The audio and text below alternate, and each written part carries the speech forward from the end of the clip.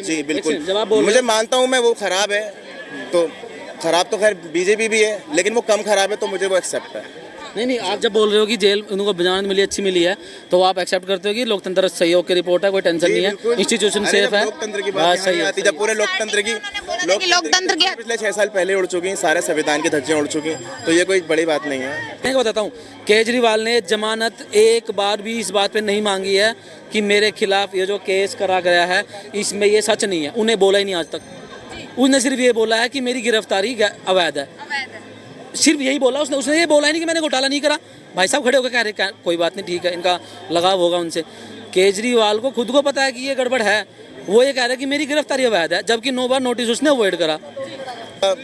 संविधान है और हमारे देश के संविधान में प्रोविडेंस है इस चीज़ के लिए कि हम किसी भी चीज़ पे, जैसे अभी आशाराम बाबू की सेहत खराब है तो उसके लिए भी बेल की डिमांड करी जा रही है बहुत ज़्यादा, कि उनको मिलनी चाहिए डिमांड, क्योंकि इस टाइम वो बहुत बुजुर्ग हैं और इनको मिली है तो मेरी नज़र में अच्छी मिली है और ठीक मिली है। और इस बार आप कुछ भी कर लो, आपने कहा है ना कि जेल में डालते हो, तो जेल का जवाब जो है वोट से ही देंगे। तो केजरीवाल को हम जिताते हैं, हम केजरीवाल को ही जितवाएंगे, क्योंकि वो जी बिल्कुल, मुझे मानता हूँ मैं वो खराब है, तो खराब तो खैर बीजेपी भी है, लेकिन वो कम खराब है तो मुझे वो एक्सेप्ट है। नहीं, आप जब बोल रहे हो कि जेल उनको जमानत मिली अच्छी मिली है, तो आप एक्सेप्ट करते हो कि लोकतंत्र सहयोग की रिपोर्ट है, कोई टेंशन नहीं है, इंस्टीट्यूशन सेफ है। लोकतंत्र की बात आती, जब पूरे लोकतंत्र की पिछले 6 साल पहले उड़ चुकी, सारे संविधान की धज्जियां उड़ चुकी, तो ये कोई बड़ी बात नहीं है कि केजरीवाल जी बाहर आ गए।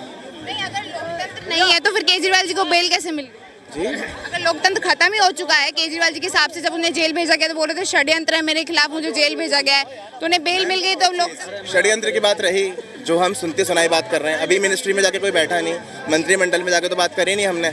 जब ईडी की रिपोर्ट आई तो 50,000 गवाहों में, सुनिए 50,000 गवाहों में 46,000 गवाह जो थे वो केजरीवाल के साथ थे, और जो 4,000 लोग थे जिन्होंने, सुनते रहना, जो 4,000 लोगों की पर्चियाँ थी वो उनके खिलाफ थी। भारत का संविधान इसी चीज़ को दर्शा रहा है कि इस टाइम 46,000 लोग जो उसके साथ हैं वो गलत हैं, और 4,000 जो लोग हैं, सुनिए 4,000 जो लोग हैं, अरे पर्चे कहाँ पड़ी बता दो। ईडी की तरफ से इलेक्शन सर्वे था इस चीज़ के लिए, जिस तरह नहीं इलेक्शन सर्वे नहीं है उसके खिलाफ, किसके खिलाफ? जिस तरह आप पूछ रहे हो ना कि केजरीवाल इकट्ठा करती है भाई साहब, ईडी सर्वे नहीं करती, ईडी सर्वे नहीं करती, सबूत इकट्ठा करती है।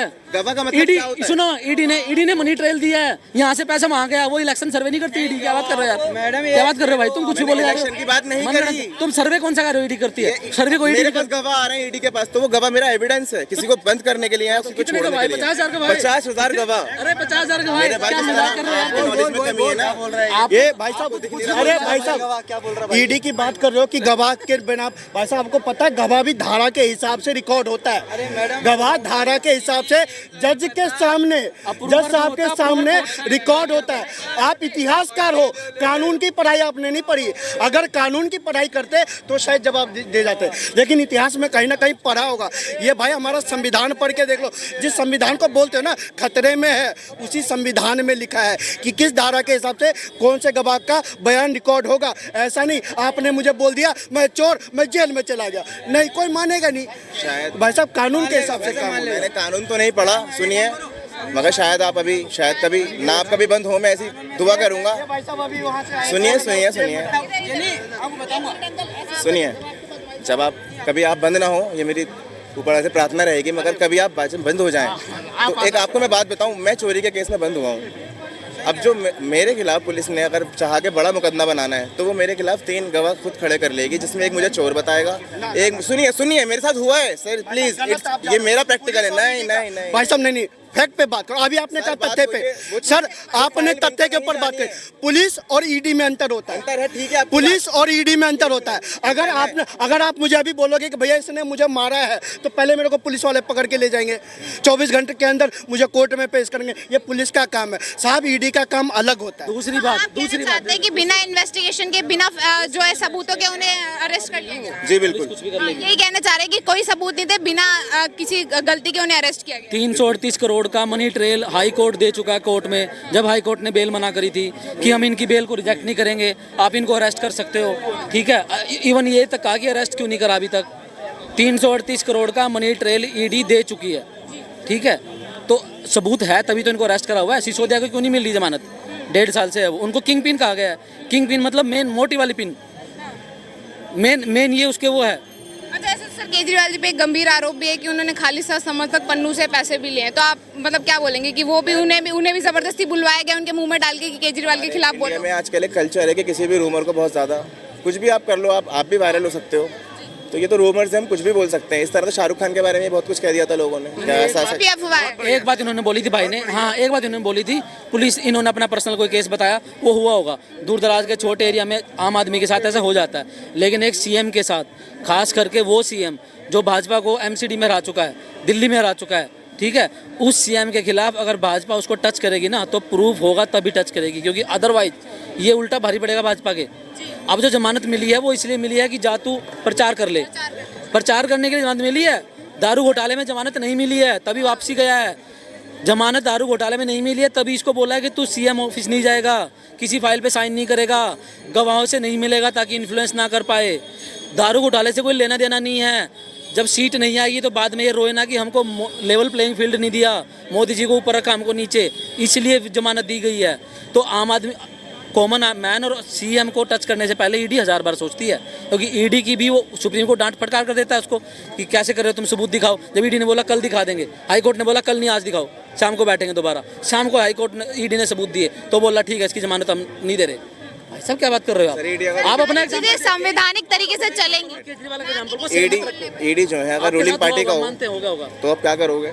हाँ? अगर ईडी रूलिंग पार्टी का हो, क्या कर रहे हो? अगर ईडी आपका रूलिंग पार्टी का हो फिर आप क्या करोगे? अगर मगर क्या होता ही है, रूलिंग पार्टी उनकी थी, उनकी थी। कांग्रेस के टाइम में उनकी थी, लेकिन वो बात ये है कि सबूत दे रही नहीं दे रही है। हाई कोर्ट तो रूलिंग पार्टी का नहीं है, सुप्रीम कोर्ट ने दिया ना, ये तो रूलिंग पार्टी का नहीं है।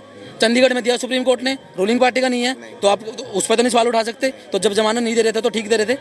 अब सबूत कहाँ से आ रहे हैं? दारू घोटाले में जमानत ना तो सुनो, सुनो दारू घोटाले में ना तो जमानत पहले दी ना अब दी, ठीक है। कोर्ट बिका हुआ नहीं है, आप मान रहे हो? तो जब जमानत दी है तो प्रचार करने के लिए दी है। सबूत कहाँ से आ रहे हैं? सबूत कहाँ से? आपकी बात एक, मैं आपको रूलिंग पार्टी होने का एडवांटेज बताऊं, शायद मुझे लगता है कि सबसे बड़ा पॉइंट है। अगर रूलिंग पार्टी में आने के बाद शरद पवार जैसे इंसान पे सारे घोटाले माफ़ हो सकते हैं, हट सकते हैं, वो एक सज्जन पुरुष बन के बीजेपी में आ सकता है, तो बीजेपी ये के लिए पॉसिबल नहीं है उसके लिए किसी सच्चे इंसान को सच में उस पर इल्ज़ाम लगा। जो हटा सकते हैं वो लगा भी तो सकते हैं ना, जो लगा सकते हैं वो हटा भी तो सकते हैं ना। ऐसा जो आप बोल रहे हो ना वो बात चीज हम मान रहे हैं। जो रूलिंग पार्टी होती है, सुनो तो केजरीवाल को 2 महीने का पता है। मनोज का जो एमएलए था उसने जो वो सीडी आई थी रेप कांड वाली, 2 महीने से पता है केजरीवाल को। पढ़ा लिखा ईमानदार 2 महीने से दबा के रखा ना। जो रूलिंग पार्टी होती है वो अपनी पार्टी सत्ता बचा के रखती है। अपोजिशन में वो क्यों नहीं कर लेती? महाराष्ट्र में अपोजिशन में, महाराष्ट्र में जब ये गठबंधन आई थी इन्होंने क्यों नहीं कर दिया उस पर केस? अच्छा सर, आपने बोला कि मोदी जी को करने के पीछे जो रूलिंग पार्टी है उसका हाथ है, तो छुड़वाने के पीछे भी रूलिंग पार्टी का हाथ देखेंगे या नहीं? मैम रूलिंग पार्टी तो प्रोविडेंस है ना, ये तो पॉसिबल है। क्यों ऐसा हुआ नहीं क्या पहले ये तो देखो कड़वा, देखो कड़वा तू मीठा गप, ये वो वाली बात कर रहे हैं भाई साहब। हाँ बोलो क्या पहलू पे बात क्यों? आप पढ़ो इस चीज को पहले, क्या बोलो? वो तो उनको आना पड़ेगा जब इलेक्शंस हैं, वो छोड़ेंगे। आसाराम बापू के लिए क्यों? इलेक्शंस के लिए तो छोड़ा है, इलेक्शंस के वो प्रूफ नहीं हुए, सही साबित नहीं हुए। क्यों नहीं हो पा रहे सही साबित? क्यों नहीं हो पा रहे? देखो ये तो बादशाहत वाली बात है। एक बताता हूँ, केजरीवाल ने जमानत एक बार भी इस बात पे नहीं मांगी है कि मेरे खिलाफ ये जो केस करा गया है इसमें ये सच नहीं है। उन्हें बोला ही नहीं आज तक। उसने सिर्फ ये बोला है कि मेरी गिरफ्तारी अवैध है, सिर्फ यही बोला उसने ये बोला ही नहीं कि मैंने घोटाला नहीं करा। भाई साहब खड़े होकर कह रहे कोई बात नहीं, ठीक है, इनका लगाव होगा उनसे।